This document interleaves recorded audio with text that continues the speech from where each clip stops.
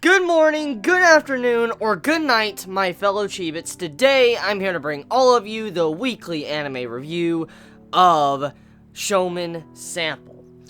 With this week's episode, we have a continuation of the events of last week's episode, with Aika finally being able to make friends. And so this episode is a great stepping stone for our main female character, and how far she has come since the first episode, when she couldn't really even talk to anyone in her class. This episode, by far, I think, is one of my personal favorites, not because it just had that type of scenes with Aika, but because it really took the time to dive into some of the characters to actually give them character development. For instance, Reiko and Aika, they both had this connection throughout this episode with their conversation, along with Aika, of how she sent out that text message to everybody of why she did not want to talk to them. It was just some really good character development for her that I was admiring throughout this entire episode. So, there was comedy, as per usual, of Shomin Sample, and I want to dive into that first thing. So, the comedy. The first comedy we get with the King Arthur scene. Oh my lord. Oh my lord. Oh my. Just the scene to where Kimito tricks her or kind of forces her to change into that clothing, and then you see the thighs.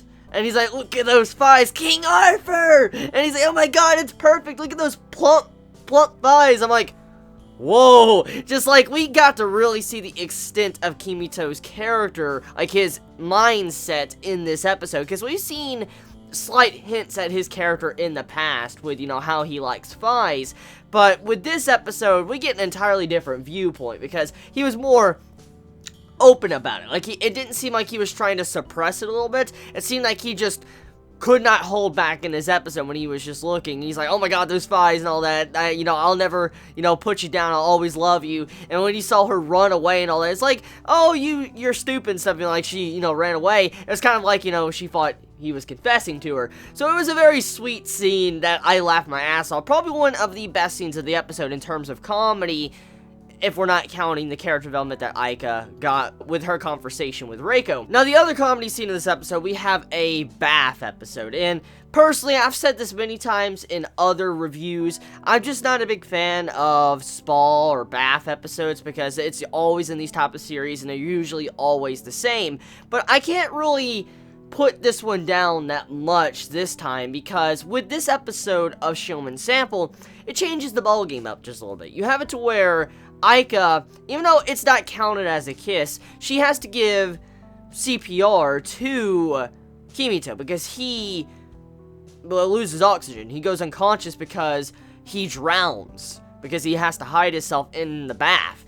And I've seen that many times where, the character would have to hide themselves and then they get out and they're fine afterwards. But to see how Kimito, he kind of lost oxygen, he passed out, and Aika had to give him air, and all of a sudden he had to where those two girls came in and saw it. That was pretty funny, because, that was an entirely different thing I didn't expect, because that's something you normally never see. So, even though Aika doesn't count it as a kiss, we could say it was a kiss. So that ship is going on selling throughout this episode, because it wasn't just one kiss, it was two kisses. So that's pretty cool.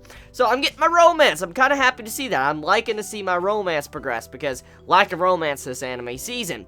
Now, the next thing to get into, we also have it to where at the end of the episode, which was a huge fucking shocker, because I'm like, what the fuck? The maid that we have seen since the very beginning of the series that seems to have something against Kimito, for instance, wants him to die, you shouldn't wake up. She constantly says that to him, and it seems like she's a horrible person, the way she acts towards him. And I know it's meant to be kind of for comedy, but then we get to see a different perspective in this episode when she goes to wake up Kimito. We find out that this maid is for a head family, a very important family, and she shouldn't really be serving as a maid, which we find out about her. But then we get the interesting part to where she goes into Kimito's room, she gets over him, and she actually kisses him. She kisses him while he's asleep, and then as he wakes up, she's like, I wish you wouldn't have woke up. And from our perspective, from Kimito's perspective, we think she's just being very rude. But from what we saw in this episode at the end, is that she kissed him and she didn't like it how he woke up while she was kissing him. So, whoa! Whoa! I wonder where that's gonna go, because honestly, that maid is pretty cool now. After seeing that, like, that's pretty damn cool.